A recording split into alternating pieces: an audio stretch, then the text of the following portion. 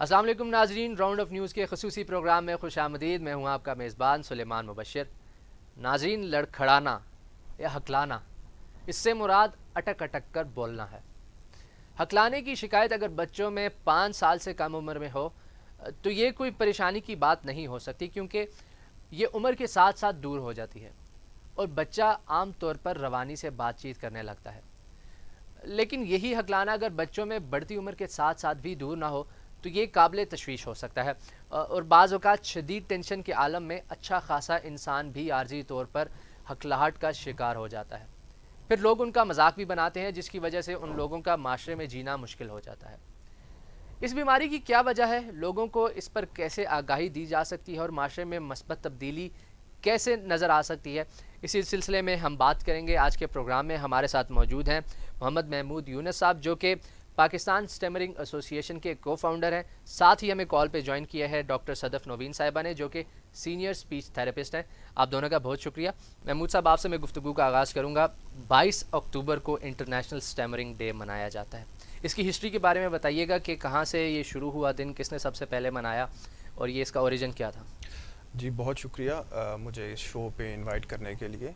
सबसे पहले तो मैं बताऊं कि स्टैमरिंग को आम जो अल्फाज हैं उसमें लुकनत कहा जाता है, हकलाहट कहा जाता है। और सबसे पहले ये आयरलैंड के अंदर और यूके के अंदर ये दिन मनाया गया इन 1998, जिसको कहा गया इंटरनेशनल स्टटरिंग अवेयरनेस डे। 98 के अंदर मनाया गया और आज तक ये मनाया जा रहा है। इसका जो बेसिक मकसद था वो यही था कि लोगों के दरमियान इसकी अवेयरनेस को पैदा करना, लोगों को एजुकेट करना और लोगों को बताना कि इस प्रॉब्लम के लिए हेल्प जो है वो इस दुनिया में मौजूद है और उस हेल्प के ज़रिए हम बहुत हद तक अपनी लुकनत, स्टैमरिंग या हकलाहट पर काबू पा सकते हैं। डॉक्टर साहब, मुझे आप ये बताइएगा कि जो हकलाने वाले लोग हैं ये अपनी हकलाहट को कैसे कम कर सकते हैं।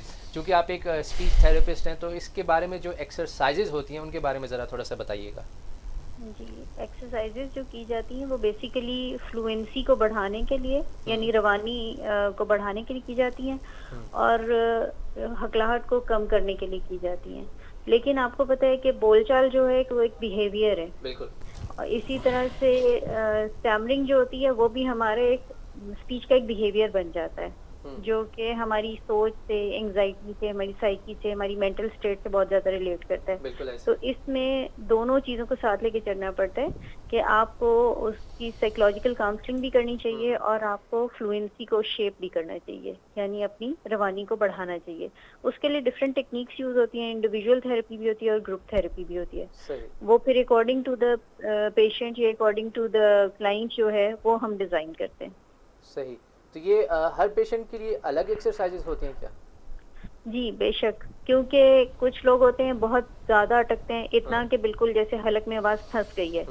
तो फिर उसमें हम ब्रेथ कोऑर्डिनेशन पे काम करते हैं, उनके मसल्स को रिलैक्स करने के ऊपर काम करते हैं। फिर प्लस जो उनकी साइकी जो इस आवाज को फंसा रही है, यानी एक्सट्रीम एंजाइटी, उसके ऊपर भी काम किया जाता है थ्रू साइकोलॉजिकल काउंसलिंग और स्पीच थेरेपी काउंसलिंग।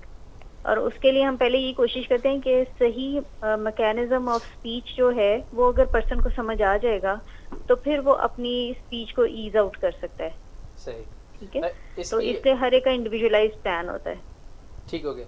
स्टैमरिंग की कुछ टाइप्स हैं, एक तो हमें उन टाइप्स के बारे में बताइएगा, साथ ही साथ हमें ये बताएं कि कुछ लोगों को ये बचपन से होती है और कुछ जो नौजवानी में हम देखते हैं कि बेसिकली कुछ लफ्ज़ों में जो है वो हकलाते हैं, स्टैमर करते हैं। क्या उन नौजवानों को भी फिक्रमंद होने की ज़रूरत है? जी देखें, कम्युनिकेशन स्किल्स जितनी अच्छी होंगी उतने आप सक्सेसफुल होंगे। बिल्कुल ऐसे। ठीक है ना, लेकिन स्टैमरिंग एक माजूरी नहीं है। ठीक है, क्योंकि इंसान का जहन और बाकी अज़ा से ही काम कर रहे हैं और वो एजुकेशन पूरी अपनी कर सकते हैं और एजुकेशन में वो एक्सेल करते हैं अक्सर स्टैमरर्स। ठीक है, तो इसलिए हम इसको माजूरी में किसी भी पॉलिसी में काउंट नहीं किया जा सकता। तो लेकिन ये है कि जो बड़े हो गए हैं और अगर कुछ कुछ लफ्जों पे उनको हकलाहट हो रही है तो उनको भी डेफिनेटली अपनी कम्युनिकेशन स्किल्स को इम्प्रूव करने के पॉइंट ऑफ व्यू से इसको इम्प्रूव करना चाहिए, आप इग्नोर ना करें। सही होगा। और दूसरा टाइप्स आपने जो पूछी है, इसमें होता है एक डेवलपमेंटल होती है जो बचपन से है, ठीक है, और एक एक्वायर्ड होती है या किसी भी स्टेज पे जाके due to any psychological trauma या न्यूरोलॉजिकल ट्रॉमा, ये स्टैमरिंग डेवलप हो सकती है। सही। जो साइकोलॉजिकल स्टैमरिंग होती है वो तो आपकी साइकी से रिलेट करती है, लेकिन अगर कोई न्यूरोलॉजिकल ट्रॉमा हुआ है तो वो फिर न्यूरोलॉजिकल स्टैमरिंग होती है। उसमें भी बेसिकली आपको फ्लुएंसी के ऊपर ही काम करना होता है। सही, ठीक है। बहुत शुक्रिया सर। आपकी तरफ वापस आता हूँ।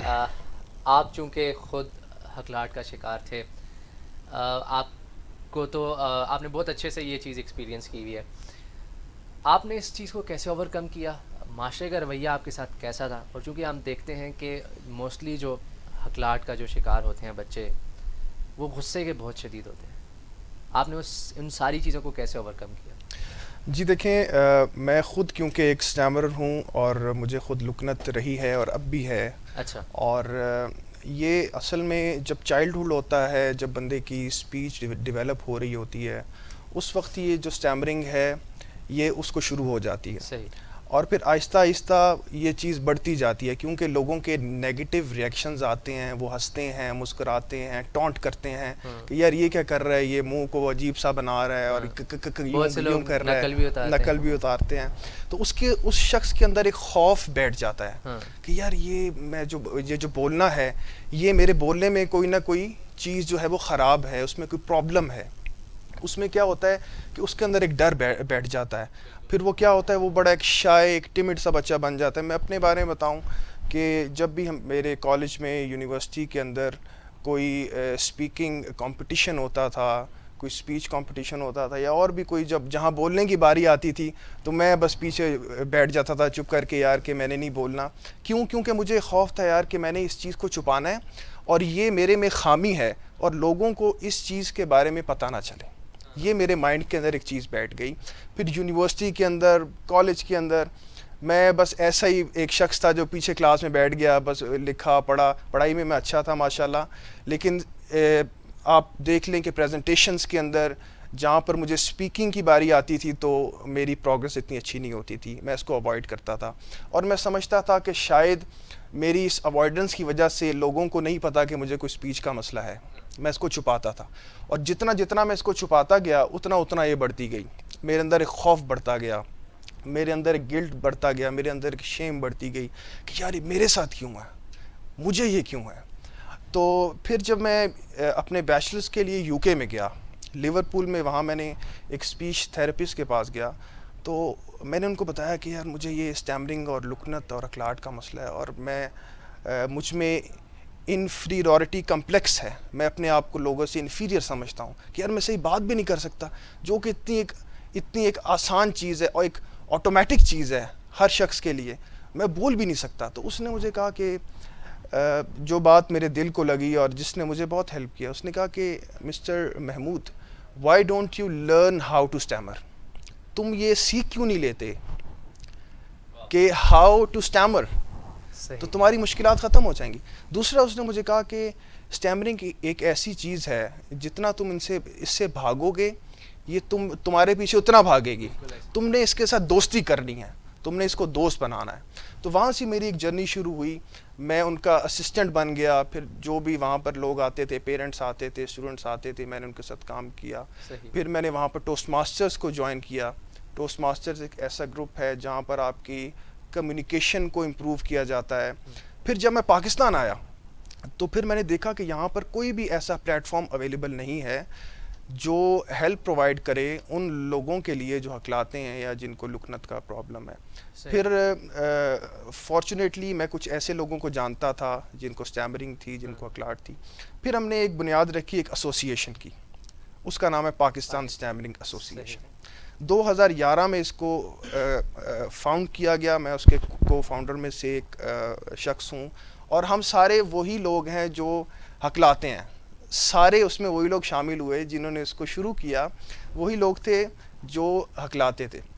फिर हमने क्या किया कि वहाँ पर हमने सेल्फ हेल्प ग्रुप थेरेपीज़ को अरेंज किया। एक हमने सोशल मीडिया के थ्रू, उस टाइम तो सोशल मीडिया इतना एक्टिव नहीं था, हमने अखबारों के थ्रू और वर्ड ऑफ माउथ के थ्रू लोगों को इकट्ठा किया। फिर हमने उनको थेरेपी सेशंस दी। फिर हमने उनको बताया कि यार स्टैमरिंग के साथ हमने दोस्ती करनी है, स्टैमरिंग से भागना नहीं है। जितना आप स्टैमरिंग से भागोगे, स्टैमरिंग आपके उतना पीछे आएगी। तो अभी आपकी ऑर्गेनाइजेशन में कोई फिक्स नंबर ऑफ पीपल हैं जो वहाँ पे जिनकी थेरेपीज? देखिए ये लोग तो इसमें हमारे साथ आते रहते हैं, जुड़ते रहते हैं। हमारा एक फेसबुक पर पेज है, पाकिस्तान स्टैमरिंग एसोसिएशन, इस तरह इंस्टाग्राम पे है और मुख्तलिफ सोशल मीडिया प्लेटफॉर्म्स पर हैं। और एक फ़िगर के मुताबिक तकरीबन 5-6 हज़ार लोग जो हैं हमारे साथ वो जुड़े हुए हैं और मुख्तलिफ शहरों के अंदर पाकिस्तान के हम ये थेरेपीज़ को प्रोवाइड करते हैं। और ये सबसे बड़ी बात है, this is all free of cost, we do not charge a penny for it. ज़बरदस्त सर, बहुत अच्छा काम कर रहे हैं आप। वापस आते हैं, आपने जिस तरह बात की कि यू वर वेरी शाय, आप में बिल्कुल कॉन्फिडेंस नहीं था, आप इन्फीरियॉरिटी कॉम्प्लेक्स का शिकार थे। उस चीज़ को आपने कैसे कवर किया? और मुझे ये बताइएगा कि जब वो टाइम था, वो फेज़ से आप गुजर रहे थे, आपको गुस्सा आता था? जी देखें, इसको, ये जो चीज़ है इसको मैं ऐसे एक्सप्लेन करता हूँ कि this is an iceberg. What you are seeing is a tip of iceberg. आप देख रहे हैं कि मैं रिपीट कर रहा हूँ, स्टैमर कर रहा हूँ, this is a tip of it. इसके नीचे बहुत बड़ी एक आप कह रहे हैं आइसबर्ग मौजूद है। उसमें क्या है? उसमें शेम है, गिल्ट है, हेट्रेट है, गुस्सा है और ये सब चीज़ें, यार ये मेरे साथ क्यों है। और हम सबसे बड़ा जो मैं कहता हूँ कि ब्रेकिंग पॉइंट है इसके अंदर, वो है एक्सेप्टेंस। इस चीज़ को एक्सेप्ट करना कि हाँ मुझे ये प्रॉब्लम है, और फिर अपनी जितनी एनर्जीज़ हैं, क्योंकि इंसान के अंदर एक लिमिटेड एनर्जी होती है जिसको वो कंज्यूम कर सकता है, ठीक है। अब हमने उस एनर्जी को एक ऐसे पाथ की तरफ लेकर जाना है जो सक्सेस का रास्ता है, बजाय उसके कि हम सारी एनर्जी इस तरफ लगा दें कि हमने स्टैमरिंग को छुपाना है, लुकनत को छुपाना है। तो इसमें सबसे बड़ा जो ब्रेक थ्रू और ब्रेक इवन पॉइंट है, मैं समझता हूँ वो एक्सेप्टेंस का है। मैं, मुझे आप ये बताइएगा कि ये जो स्टैमरिंग है, इसकी वजह क्या है? एक रिसर्च ये कहती है कि दिमाग में खून का बहाव कम होने की वजह से ये होती है। क्या ये इस वजह से है या क्या ये फैमिली की तरफ से आती है, इनहेरिटेड है? नहीं, ना ही ये इनहेरिटेड होती है और ना ही ये खून के बहाव के कम होने की वजह से होती है, क्योंकि हाइपोटेंशन की वजह से ब्रेन डैमेज होता है, वो डिफरेंटली डैमेज होता है और परमानेंटली डैमेज होता है, जबकि स्टैमरिंग किसी मौके पे है और किसी मौके पे नहीं हो रही। असल में ये जो अभी महमूद साहब ने बात की है ना कि डेवलपमेंटल बचपन से शुरू हुई, अक्सर बच्चे जो हैं 2 से 6 साल की उम्र में इस स्टैमरिंग के या नॉन फ्लुएंसी की फेज से गुजरते हैं। तो उसमें ये होता है कि आपको रिएक्शंस जो मिलते हैं एनवायरनमेंट से, वो आपकी स्टैमरिंग को फर्म करते चले जाते हैं, ठीक है। अगर आप हर वक्त टोकना शुरू कर देंगे किसी बच्चे को कि कैसे बोल रहे हो, किस तरह बोल रहे हो, तो वो उसके माइंड में रजिस्टर कर जाएगी। और छोटे बच्चों के माइंड में अगर एक चीज बचपन से रजिस्टर होगी तो उनकी जो है ऑटोमेटाइजेशन ऑफ स्पीच, यानी स्पीच की जो ऑटोमेटिक प्रोडक्शन ऑफ स्पीच है, वो हकलाहट के साथ ही बढ़ती चली जाएगी। और एक रिसर्च बताती है कि 12 साल की उम्र तक बच्चे 75% बच्चे जो है इससे निकल आते हैं, लेकिन 25% वो कोई भी हो सकता है, वो परसिस्टेंटली स्टैमर कर सकता है। हमारा सक्सेस रेट जो है ना बच्चों में बहुत अच्छा इसी वजह से होता है कि हम पेरेंट्स को वहां से काउंसिल करते हैं कि उन्होंने इसको माइंड में रजिस्टर नहीं होने देना। अदरवाइज बच्चे की जितना वो जैसे बोलता है वो उसी को ऑटोमेटाइज कर लेता है। एक मेरा स्टाइल ऑफ टॉकिंग है, एक आपका स्टाइल ऑफ टॉकिंग है, वो हमारी ऑटोमेटाइजेशन हुई है, ठीक है। तो इसी तरह जो स्टैमर कर रहा है वो इतने साल से जब स्टैमर करता रहेगा तो उसकी ऑटोमेटाइजेशन उसी पे हो जाती है, यानी उसकी न्यूरोमोटर ट्रेनिंग हो जाती है। ये एक लर्न बिहेवियर कह सकते हैं, अडेप्टेड बिहेवियर कह सकते हैं, या आप इसको साइकोलॉजिकल बेस कह सकते हैं। इनहेरिट नहीं करता, लेकिन फैमिली में अगर एक स्टैमर कर रहा है, फादर कर रहा है, बड़े बहन भाई कर रहे हैं, तो बच्चा उनसे स्पीच को लर्न कर लेता है, उस स्टाइल ऑफ टॉकिंग को, ठीक है। तो अभी तक कोई ऐसी रिसर्च नहीं है कि कोई ऐसी जेनेटिक्स को फाइंड आउट किया गया हो, जीन को फाइंड आउट किया गया हो जिसकी वजह से स्टैमरिंग हो रही है, और ना ही इसमें कोई न्यूरोलॉजिकल, अनलेस कि कोई न्यूरोलॉजिकल डैमेज उस जगह का हुआ जहां से फ्लुएंसी कंट्रोल। बेसिकली अभी तक हमें इसके कॉज का नहीं पता चला। सर मैं कॉज इसकी साइकोलॉजिकल है। ओके, साइकोलॉजिकल, डेवलपमेंटल है या साइकोलॉजिकल है, दो ही होती हैं। ठीक हो गया। सर आपकी तरफ वापस आता हूँ, टाइम बहुत शॉर्ट है हमारे पास। लास्ट क्वेश्चन मेरा आपसे ये कि जब आप इसका शिकार थे, आपको किसने हेल्प की और उस टाइम पर डॉक्टर्स आपसे क्या कहते थे? जी देखिए, मैं जैसे कि मैंने आपको बताया कि मुझे बचपन से क्लाट थी और मैंने इससे लड़ता रहा बहुत एज तक। अभी मेरी अराउंड 30 ईयर्स एज है। मैंने इससे बहुत लड़ा और जितना मैं लड़ता रहा इसने मेरे साथ डट के मुकाबला किया। इसने कहा मैं भी नहीं हारूंगी, लेकिन जब मैंने इससे दोस्ती कर ली ना तो फिर मेरे लिए चीज़ें आसान हो गई। I learned how to stammer. सही। और सबसे जो इम्पोर्टेंट चीज़ है इसमें, मैं 2-4 अगर आप मुझे इजाज़त दें तो ऐसे पॉइंट्स बताना चाहता हूँ कि जिससे आपकी स्टैमरिंग जो है उसको आप एक हद तक मैनेज कर सकते हैं। यू नो, स्टैमरिंग अगर आप एक बड़ी एज में चले गए हैं तो वो ख़त्म नहीं हो सकती, इट कैन बी मैनेज्ड। और इसमें जो सबसे बड़ी जो चीज़ है, आपने कंफर्ट जोन को इंक्रीज़ करना है, आपने जो अपना फ़ियर है उसको ख़त्म करना है। और फ़ियर के बारे में अक्सर औकात यही कहा जाता है कि या भाग लो या भाग लो। भाग लो मीन्स रन अवे, भाग लो means participate. So you have to participate in every speaking situations that comes in your life. दूसरी चीज़ इसमें यह है कि हमने इस बारे में ओपनली लोगों को बताना है, उनको बताना है व्हाट आई एम फीलिंग। इसमें ओपननेस का बहुत बड़ा एक रोल है।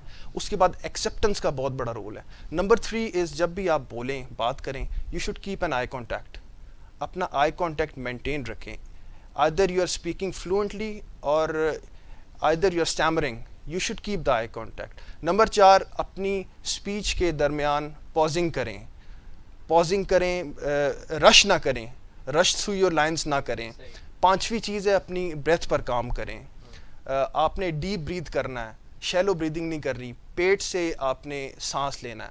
You should keep a hand on your tummy, and जब आप सांस लें तो ये जो हाथ है ये बाहर आना चाहिए। और भी बहुत सारी चीज़ें हैं, लेकिन मेरे ख्याल से कि आप आखिर में जो है हमें यूज़फुल चीज़ें बताई, क्योंकि प्रोग्राम का टाइम बहुत शॉर्ट है। बहुत शुक्रिया, बड़ी आपने हमें फ्रूटफुल बातें बताई, काफ़ी लोगों में भी अवेयरनेस पैदा हुई। ख़ास तौर पर जो आपने ये आखिर में 5 पॉइंट्स बताए, मैंने अपने पास भी लिख लिए। मेरे पास और भी बहुत सारे हैं, लेकिन आपके पास हमारे पास टाइम क्योंकि शॉर्ट है। बहुत शुक्रिया सर, आज का प्रोग्राम मेरे लिए तो बहुत अच्छा रहा। उम्मीद करता हूँ आपको भी पसंद आया होगा। कमेंट्स में अपने फीडबैक का इजहार लाजमी दीजिएगा। मुझे दीजिए इजाज़त, आपसे मुलाकात होगी नेक्स्ट शो में। अपना बहुत सा ख्याल रखिएगा। अल्लाह हाफिज़।